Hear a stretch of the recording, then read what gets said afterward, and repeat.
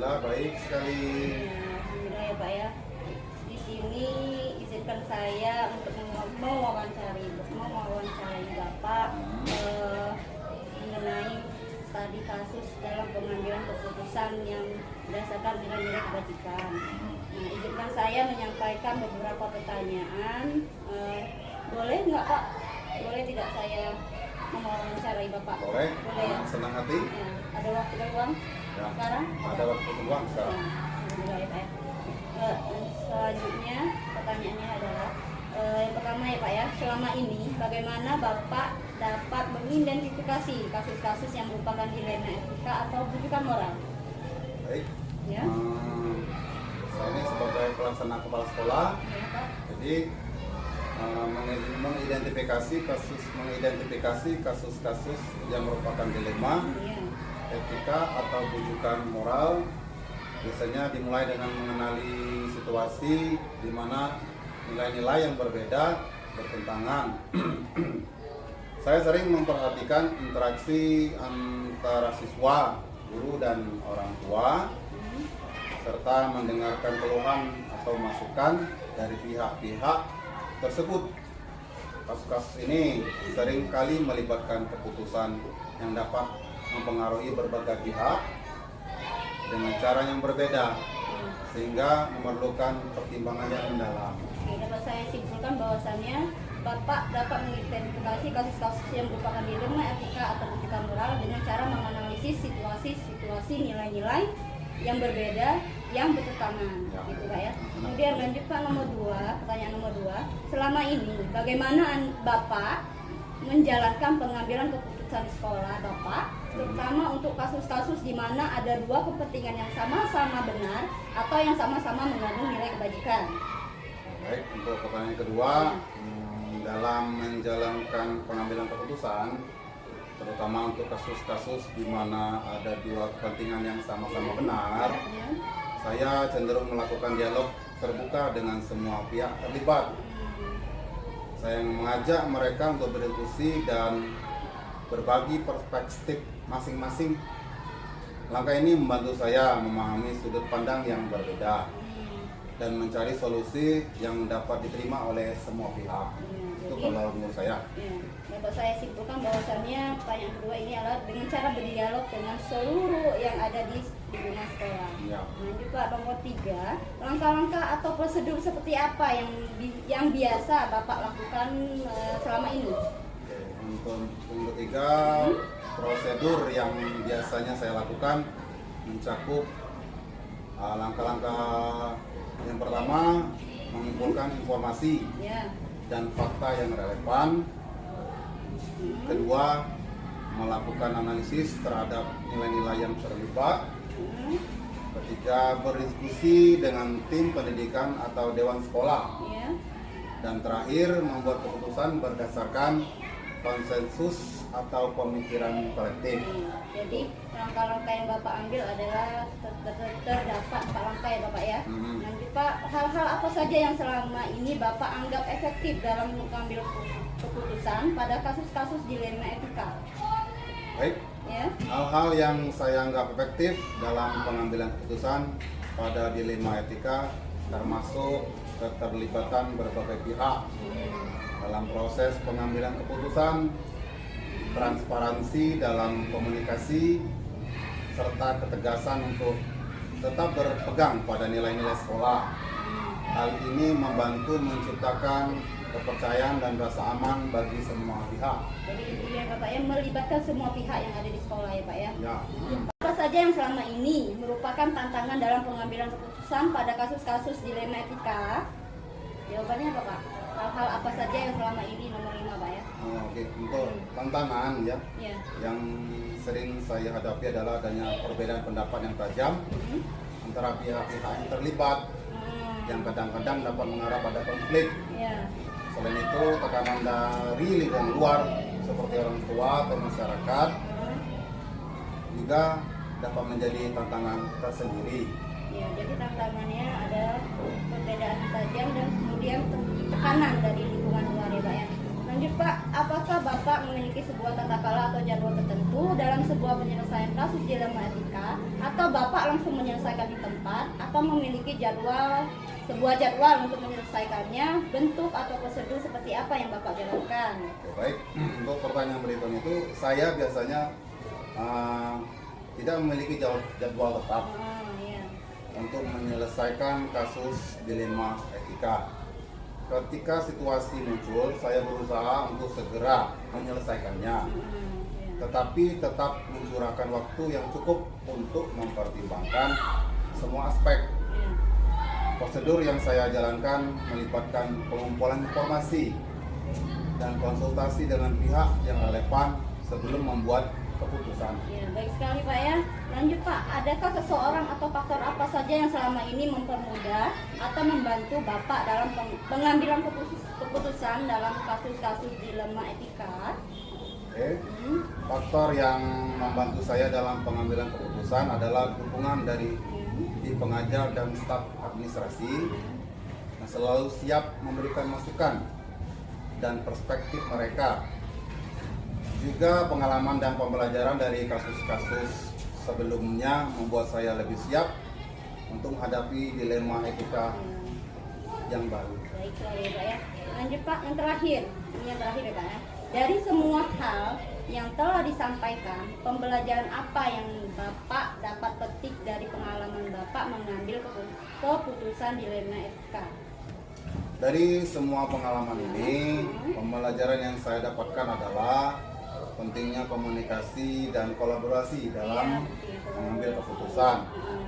Setiap dilema etika adalah kesempatan untuk belajar dan berkembang. Baik bagi saya sebagai pelaksana, sekarang ini sebagai pelaksana kepala sekolah, maupun bagi seluruh komunitas sekolah. Jadi intinya Pak ya berkolaborasi Ya, ya Pak ya. berkolaborasi dengan seluruh. Ya, demikian Pak wawancara saya hari ini. Mohon maaf atas mengganggu waktunya. Tidak apa-apa. Semoga ini kedepannya bermanfaat untuk kita semua ya Pak ya. Ya, sama-sama. Ya, Assalamualaikum Pak. Waalaikumsalam warahmatullahi wabarakatuh. Bismillahirrahmanirrahim. Assalamualaikum Ibu. Ya, waalaikumsalam. Ya, izinkan saya mewawancara Ibu. Boleh perkenan Ibu? Siap. Saya di sini ingin memberikan pertanyaan tentang mengambil keputusan yang berbasis nilai kebajikan sebagai pemimpin. Ibu pemimpin sekolah di mana Ibu?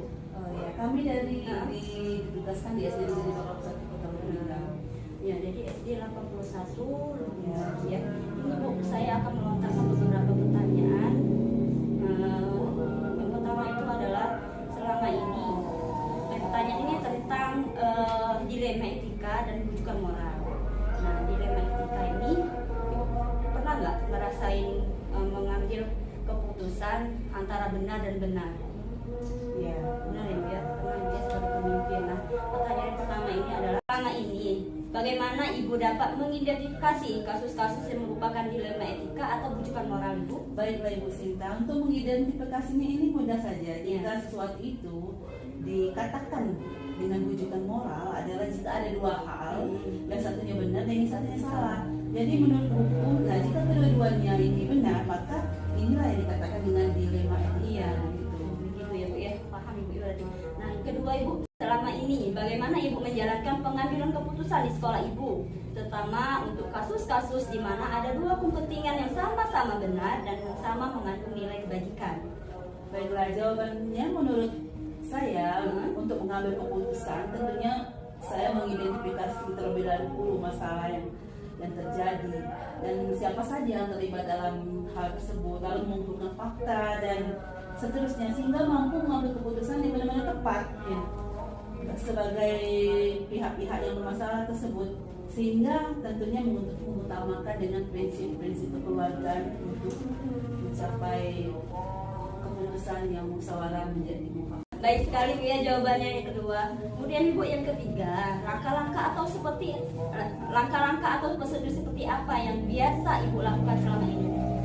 Langkah pertama yang diambil adalah dengan memanggil kedua belah pihak yang bermasalah untuk diminta keterangannya supaya mengetahui di mana letak permasalahan, bagaimana solusi terbaik yang akan diambil keputusan yang tidak merugikan kedua belah pihak tersebut.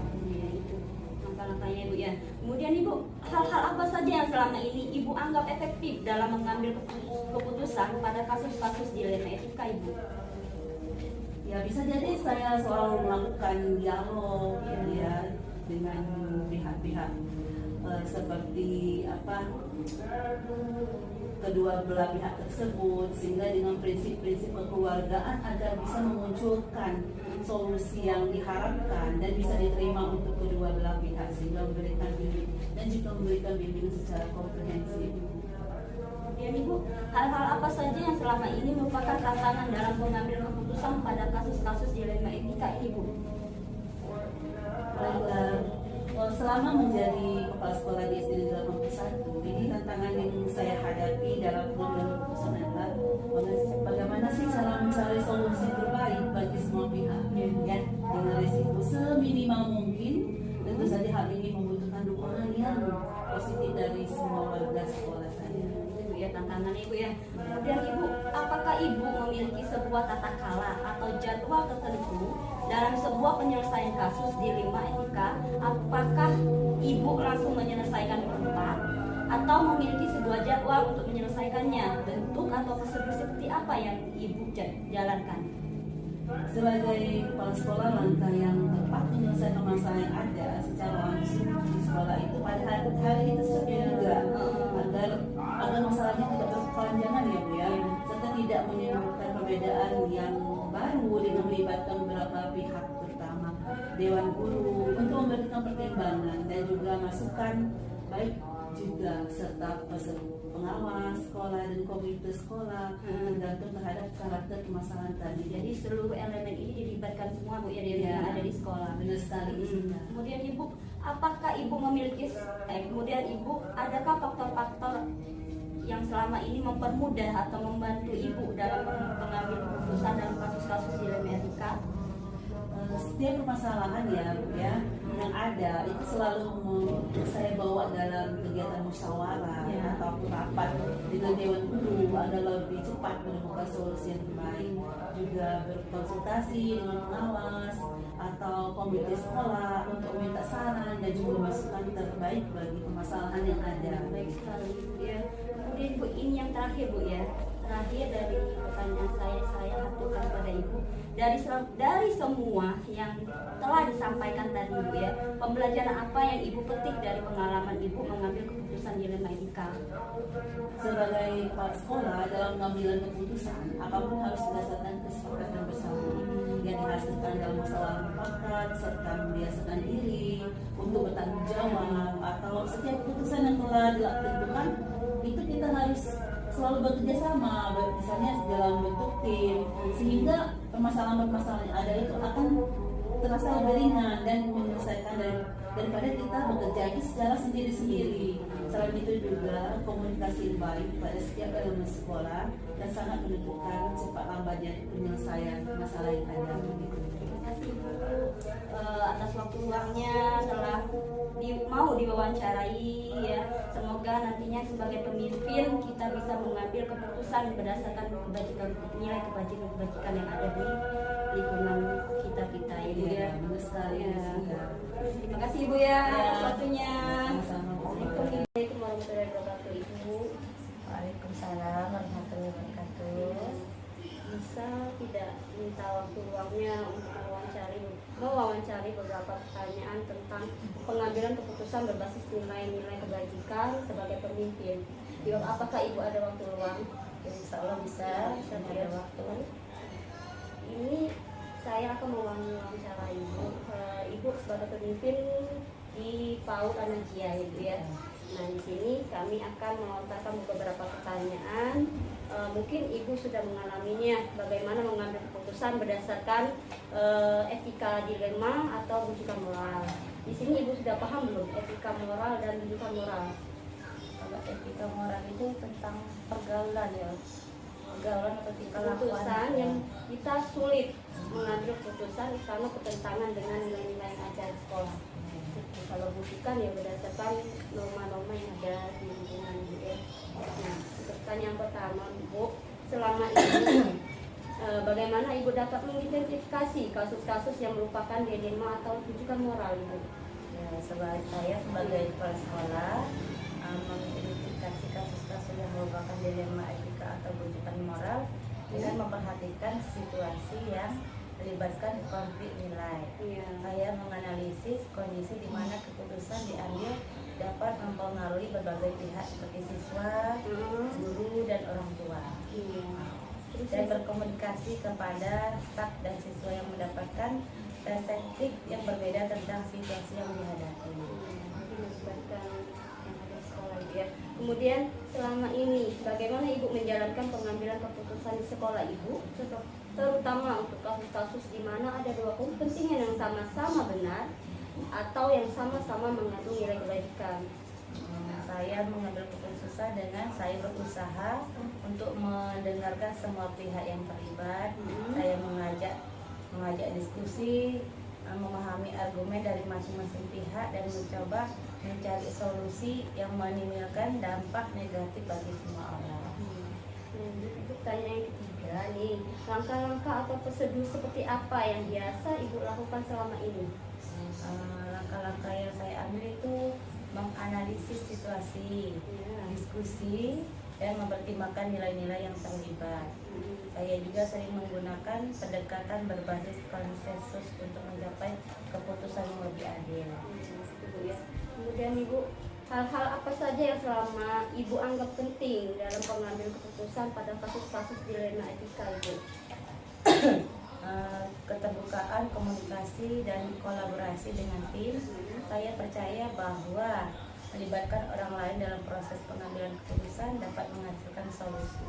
Jadi ada 3 Bu ya. Kemudian Ibu, hal-hal apa saja yang selama ini merupakan tantangan dalam pengambilan keputusan pada kasus-kasus dilema etika Ibu? Dari berbagai pihak yang memiliki harapan berbeda, kadang-kadang sulit menemukan solusi yang memuaskan semua pihak karena adanya kepentingan yang bertentangan. Gitu ya.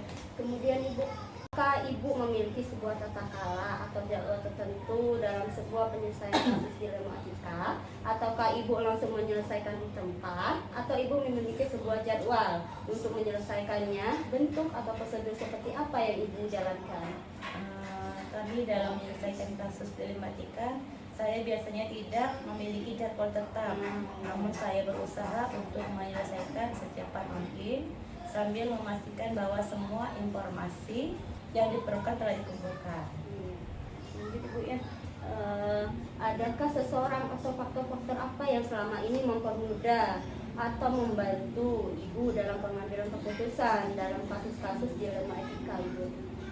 Kami ini dari tim yang profesional dan pengalaman saya memiliki kasus-kasus sebelumnya. Selain itu saya juga sering berkonsultasi dengan mentor atau kepala sekolah lain untuk mendapatkan sudut pandang yang tambahan. Jadi berkonsultasi dengan kepala sekolah yang lainnya Ibu ya. Terus Ibu, ini pertanyaan terakhir yang saya lontarkan. Dari semua hal yang disampaikan tadi Bu ya, pembelajaran apa yang Ibu petik dari pengalaman Ibu mengambil keputusan dilema etika? Yang saya petik itu pembelajaran yang dapat saya petik adalah pentingnya keteguhan pada nilai-nilai dan integritas serta perlunya membangun budaya komunikasi yang baik di sekolah. Baik sekali Bu ya. Itu saja Ibu pertanyaan saya bisa saya sampaikan. Semoga nantinya sebagai pemimpin kita bisa mengambil keputusan berdasarkan nilai-nilai kebaikan yang ada di lingkungan sekolah kita Ibu ya. Ya, terima kasih atas waktu luangnya Ibu. Saya undur diri. Saya ucapkan terima kasih Ibu. Assalamualaikum warahmatullahi wabarakatuh. Waalaikumsalam.